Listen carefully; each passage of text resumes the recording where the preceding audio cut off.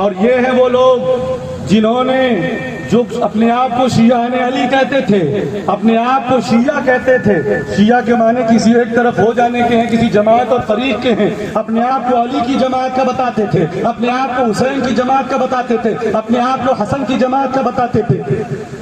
یہ وہ لوگ جنہوں نے خط لکھ کر بلایا، یہ وہ لوگ ہیں جنہوں نے مسلم ابن عقیل کا ساتھ چھوڑا، یہ وہ لوگ ہیں جنہوں نے حضرت حسین کا ساتھ چھوڑا، اور جب قتل کر دیے جانے کے بعد آپ کا سر مبارک جب یہاں سے شام لے جایا گیا تو یہی لوگ اگلے سال ہائے حسین کا نعرہ لگانے لگے۔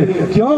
اس لیے کہ ان کی ضمیر، کیونکہ ان کے دل میں بھی میں سمجھتا ہوں کہ اس کے رسول ضرور رہا ہوگا، ان کے دلوں میں بھی حضرت حسین کی محبت ضرور رہی ہوگی۔ فرزدق کہتا بھی ہے کہ ان کے دل آپ کے ساتھ ہیں، تلوار آپ کے خلاف نکالیں گے۔ وہی لوگ ماتم کرنا شروع کر دیتے ہیں کہ ہم نے حسین کے ساتھ کیا کیا، پھر ان کی اولادیں کرتی ہیں، ان کی اولادیں کرتی ہیں، اور یہ سلسلہ چل پڑتا ہے۔ اور چونکہ ماتم منانا شریعت میں جائز نہیں ہے، اس لیے انہوں نے ایسے ایسے قصے، ایسی کہانیاں، ایسے داستانیں گڑی کہ الحفیظ والامان۔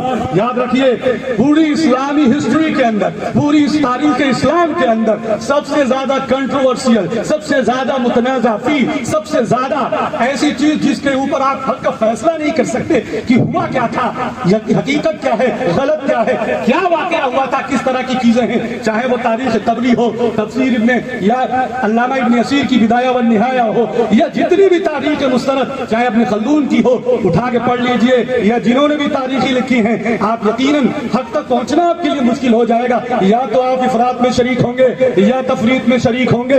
افراط میں جو لوگ شریک ہوئے وہ شیعہ بن گئے، تفریط میں جو لوگ شریک ہو گئے وہ ناصبی بن گئے، اور جو بیچ میں ہے وہی اہل سنت والجماعت ہے۔ سنیوں کے علاوہ سنیوں کے لیے یہ چیز ہوتی نہیں ہے، اور نہ سنی یہ کرتے ہیں۔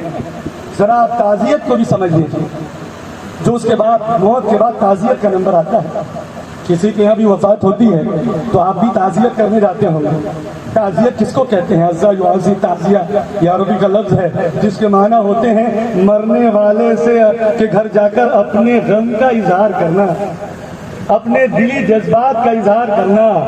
اور جب اردو میں لکھا گیا تو لمبی تا بنا دی تعزیت کی، اور یہی بن گیا ہمارا تعزیہ۔ دلی جذبات کو مجسم شکل دے دیا، دلی جذبات کو دلدل کا گھوڑا بنا دیا، دلی جذبات کو علم حسین بنا دیا، دلی جذبات کو نواز رسول کا مقبرہ بنا دیا، دلی جذبات کو سکینہ کے آنسو بنا دیے۔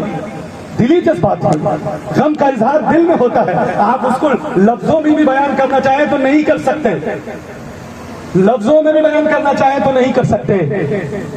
یہ ہیں دل کے جذبات۔ اور آپ یہ سمجھتے ہیں کہ صرف رو دو دینے سے آپ غم حسین کا حق ادا کر سکتے ہیں، تو یہ آپ کی غلط فہمی ہے۔ لاکھ آپ خون کے آنسو بہا لیجئے لیکن غم رسول کا حق ادا نہیں کر سکتے، نہیں کر سکتے۔ اب